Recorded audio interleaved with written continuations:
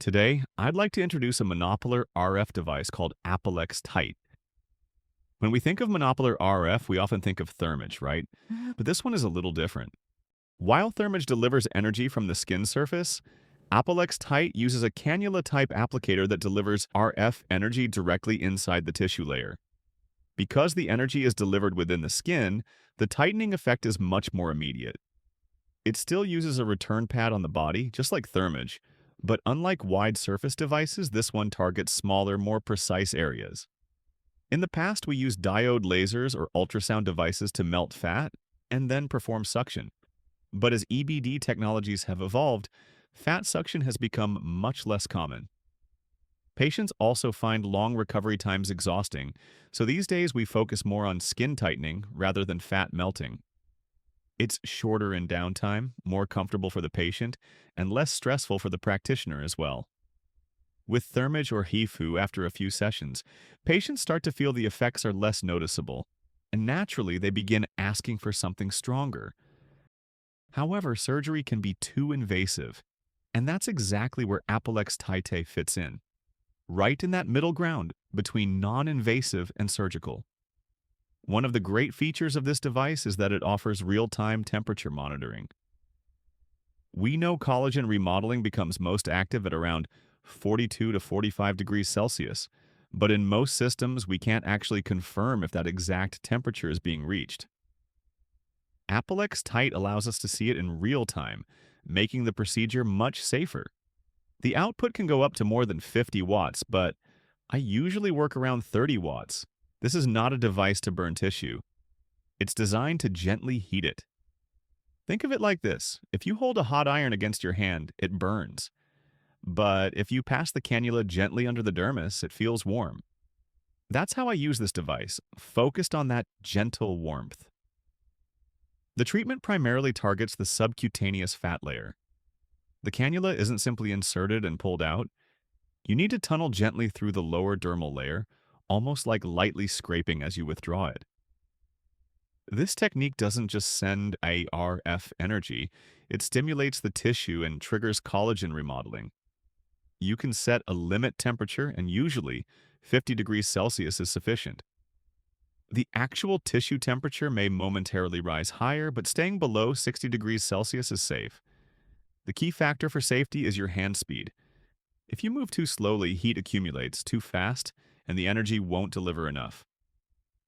So, maintaining a consistent, smooth pace is the most important point. The system also has an impedance cutoff function. If the impedance exceeds the preset value, the RF output automatically stops. Personally, I disable that limit to work faster. It takes me about 8 minutes for the entire face, roughly 2 minutes per section. Cannula surface is well coated, so it glides as smoothly as a regular filler cannula. It can be used up to 18 gauge, and the entry point leaves no burn or mark. During the procedure, if you touch the skin surface with your other hand, you can feel a gentle warmth. That's how you know the energy is working effectively inside. If you're using the device for fat melting purposes, you must combine it with suction. Otherwise, the liquefied fat remains under the skin, causing prolonged swelling and delayed recovery. When that happens, fat necrosis can occur, damaged fat tissue that fails to recover properly. So, it's important to clearly define your purpose, whether you're using APOLEX Tite for melting or tightening. Personally, I use it mainly for skin tightening. To give you an image, it's like briefly blanching bean sprouts in hot water. You don't overcook them, you just blanch. That's exactly the concept here. Gently heat, not burn. Nerve injury concerns are more about technique than equipment. No device in the world can selectively heat fat while completely avoiding nerves. It's all in the practitioner's hands. APOLEX Tite emits energy only at the tip of the cannula, and because it's fully coated, there's no heat buildup or friction burn along the entry point. I've used many devices, RF, diode, ultrasound, and I can confidently say with APOLEX Tite, entry point burns are virtually zero. So, the great thing about this device is that I can actually set the maximum temperature myself. Usually setting it around 50 degrees Celsius is enough. Of course, during the procedure, the internal tissue temperature may rise slightly higher, but up to around 60 degrees is still safe. Now, what's more important than temperature is my hand speed. In this device, the operator's hand speed actually determines safety even more than the temperature itself. If you stay too long in one spot, the heat builds up. If you move too quickly, the heat spreads too softly. So think of it as speed equals safety. There's another feature, the impedance cutoff setting. For example, I can set it so that when the impedance rises above a certain level, the RF output stops automatically. But in my case, I usually disable that limit because I prefer to work a bit faster. For me, treating the entire face, both sides, takes about 8 minutes, roughly 2 minutes per area. Of course, you can go slightly longer if you need to, but even a small increase in exposure can significantly change the swelling and recovery time afterward. So the key is to work short, precise, and at a consistent speed. I keep the power fixed at 30 watts and I use the continuous mode. That means the RF energy keeps coming out as long as I press the foot switch. If you prefer, you can switch to pulse mode, but I personally like continuous output because the hand control feels more consistent. This device also has an excellent sensor system. It distinguishes between room temperature and the actual tissue temperature and automatically compensates for it. So what you're seeing on the display is the real internal tissue temperature. If you stay in one spot for more than about 10 seconds, you'll hear a warning sound. Beep, beep, beep. That's the system telling you to move. The cannula itself is beautifully coated, so it moves smoothly, just like a filler cannula. You can use up to an 18-gauge cannula, and there's no burn or mark left at the entry point. Now, let's talk about the direction of movement.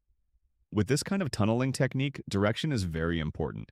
Always move from top to bottom, following the path of least resistance in the tissue. For example, from the cheekbone downward, or from behind the ear downward. Always think of pulling from top to bottom as your base direction. And remember, you deliver energy while pulling out, not while inserting. That's the key. You're not burning the tissue, you're gently blanching it. Ultimately, this device's main goal is skin tightening, to make the skin firmer and more lifted, not to melt fat.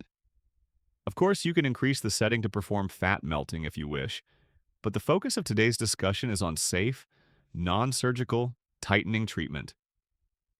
Now here's a small tip. Sometimes a small amount of fat may melt. In that case, after the procedure, I'd like to apply a very thin layer of hyalase on the treated area. It helps speed up recovery significantly. However, be cautious if the patient has had filler injections, especially around the nasolabial folds, because hyalase can also dissolve filler material. If melted fat residues remain in the tissue for too long, it can delay healing and cause prolonged swelling. So, it's better to clear it out properly afterward. In the end, the key points are these. This is not a device that burns, it's a device that gently blanches. Safety is determined by your hand speed, and effectiveness is guaranteed by real-time temperature feedback. If you understand and use the device with that mindset, you'll achieve safe, stable, and consistent results every time.